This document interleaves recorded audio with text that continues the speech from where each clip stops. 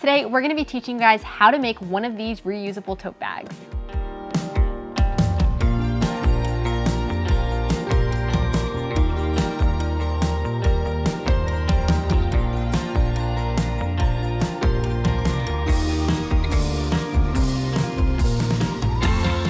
Welcome back to our Sailrite workbench. Today's DIY is great for beginners and people looking for a simple project to do. We'll start with the materials and tools we need, and then we'll jump into the project. The materials that you'll need for this project are 1 yard of fabric of your choice. We are going to be using an outdoor living fabric because it offers many performance benefits and we carry lots of beautiful, colorful patterns. If you're looking for outdoor living fabric on our website, you can go to our product menu and narrow down your search like so. The fabric we're going to be using is Solarium. So you'll also need a yard of shower liner fabric. This material is going to be used as the liner for our bag because it's thin and water repellent, plus it's pretty easy to clean. Then we have 4 feet of 1.5 inch cotton webbing. These are going to be used for our straps. We also have 1 inch webbing that's grosgrain, and this is going to be used to bind our inside seams. Lastly, we have 2 plastic insert pieces that we're going to use to add to the bottom of our bag just to give it some structure and stability. The tools and supplies for this project are 3/8 basting tape, an acrylic ruler, clips, pins, a marking tool, a canvas patterning ruler, and a cutting tool. We're going to be using the Sailrite cordless rotary cutter to cut our fabric, but you can also use scissors or a regular rotary cutter if you'd like. If you do a lot of DIYs and cut fabric often, this cordless rotary cutter will be an invaluable time and energy saver to add to your toolkit. If you want to learn more about this tool, you can click the icon in the top right corner. As for our sewing machine, we will be using the UltraFeed LSE with the size 16 needle in V69 thread. We will also be using the UltraFeed Speed Reduction Package, which features the Monster 2 balance wheel for ultimate power and slow speed control when paired with our Worker Bee Power Pack motor system. To get started with this project, we're going to measure out and pattern on our fabric. We will need 2 pieces from our main patterned fabric. We are going to mark on the wrong side of the fabric because it's easier to see our marks on that side. 1 piece will be 42 inches by 21 inches, and the other will be 21 inches by 15 inches. The larger piece will be used as the main panel of the bag. The longest side will be the height of the bag, and the shorter side will be the width. So if you have a patterned fabric, make sure to take that into account. Then we're going to cut them out with our cordless rotary cutter.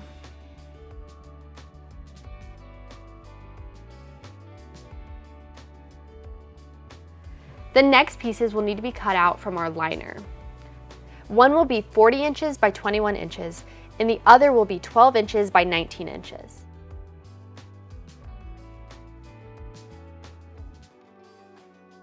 The great thing about this marking tool is that you can change out your chalk color to best work with your application. So since our webbing is blue, we're going to change our chalk to white. Then cut 2 pieces of cotton webbing that are 45 inches long for the straps.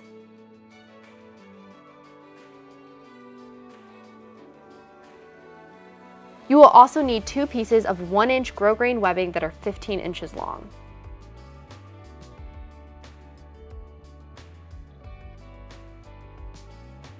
Lastly, cut your bottom structure pieces down to 11 inches by 8.5 inches.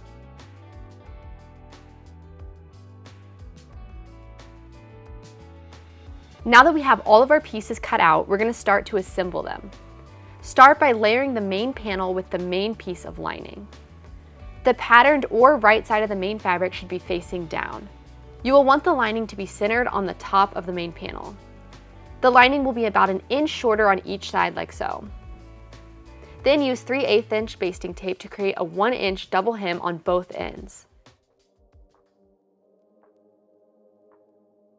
We're going to use our canvas patterning ruler to ensure that the basting tape is secure.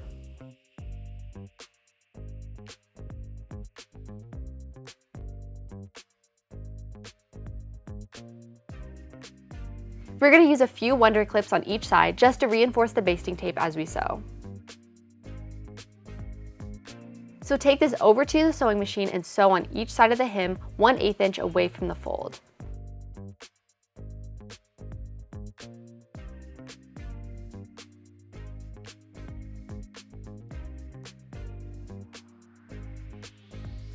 Rotate the fabric and follow the same steps on the opposite side.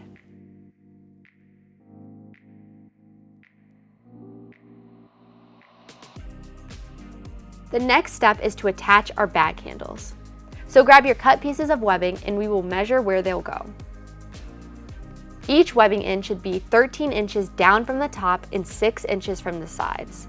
We're going to use our acrylic ruler to line this up. We're going to start by pinning one side down first and then we'll line up the second side. Make sure that your handle is not twisted. You want the webbing to be facing the same direction. Now you can pin the second one into place. Repeat the same steps for the other side of the bag. Once those handles are pinned into place, take them over to the sewing machine and sew around the perimeter 1/8 inch away from the edge. We have switched from our white thread to our navy thread to match our strap color. When we get to the top, right where our bottom hemline is, we're going to bury our needle and make a 90-degree turn.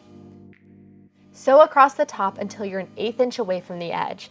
Then again, bury your needle and make another turn.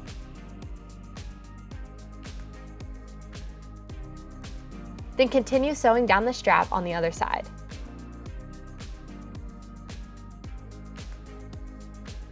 Repeat these steps on each piece of webbing.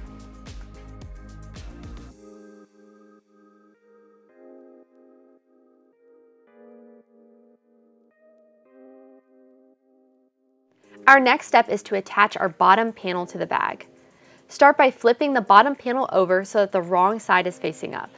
Then place basting tape along the two sides of the panel that are 21 inches long and fold the edges down for a 1/2 inch hem.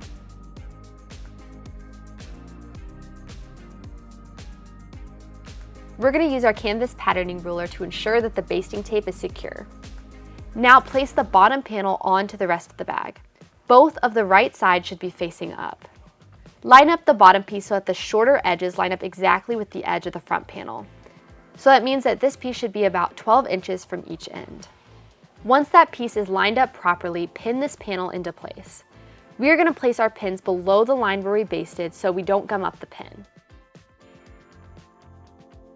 Then take the bag over to the sewing machine and sew on the two basted sides 1/8 inch from the fold.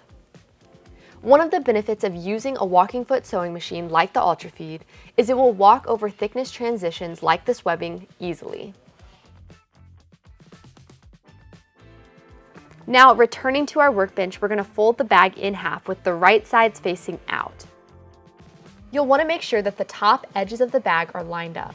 Then measure 4 inches from the bottom of the bag and place a pin on each of the two layers. So one on the front side of the bag and one on the back side of the bag. These are just temporary pins, so you don't need to worry about going through all the layers. Place 2 pins on the other side of the bag as well in the same spots 4 inches out from the center. Once the pins are in place, fold the top side down at the point of the pin. Then grab all the layers of the panel at the fold and lift it up so that the opposite side of the panel folds at the pin mark. At this point, the wrong side of the bag should be facing out. The pleat fold should look like this.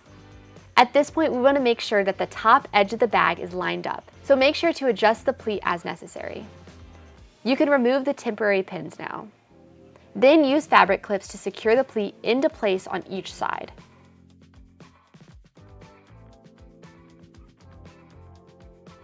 Take the bag over to the sewing machine and sew the pleat with a 1/2 inch seam allowance. Repeat on the opposite side. Because this inside edge can look messy, we're going to add some grosgrain webbing to bind the raw edges. So at this point, if any fabric isn't exactly lined up, you can take some scissors and trim that up.